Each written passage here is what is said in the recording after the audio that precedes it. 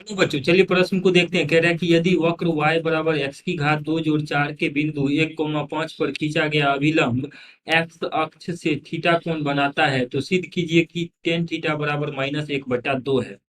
तो दिए गए प्रश्न के लिए हमारे पास जो मुख्य अवधारणा है, अगर हम इस प्रश्न के लिए मुख्य अवधारणा देखें तो दिए गए प्रश्न के लिए जो मुख्य अवधारणा है कि अगर हम अभिलंब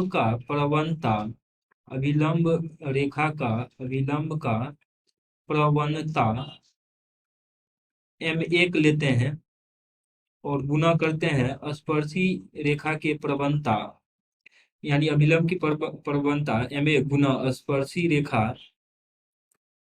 की प्रवणता प्रवणता जिसको हम m2 मान लेते हैं, तो इन दोनों का गुणनफल जो होता है वह -1 के बराबर होता है। अब देखिए प्रश्न के अनुसार y बराबर दिया गया है x की घात 2 - 4। तो दोनों तरफ x के सापेक्ष अवकलन करेंगे तो dy/dx आ जाएगा।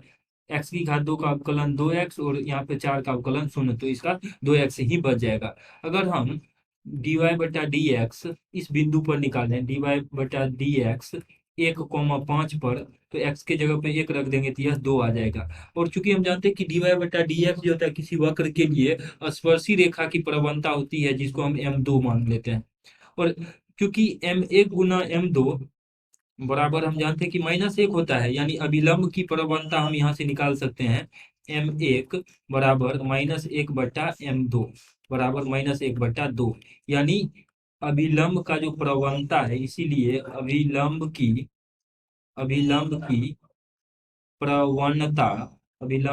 प्रवणता वो आ रहा है -1/2। और यही अभिलंब की प्रवणता जो होता है, यदि यह अभिलंब रेखा एक्स अक्ष से थीटा कोण बनाए तो इसी अभिलंब के प्रवणता का मान टेन थीटा के बराबर हो जाता है। तो हम कह सकते हैं कि यहाँ से यही हमें सिद्ध करना था कि अभिलंब एक्स अक्ष से अगर थीटा कोण बनाता है तो सिद्ध कीजिए कि टेन थीटा -1/2 है।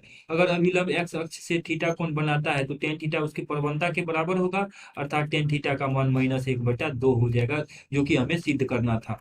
आशा करते हैं कि इस प्रश्न का हल आपको समझ में आया होगा। धन्यवाद।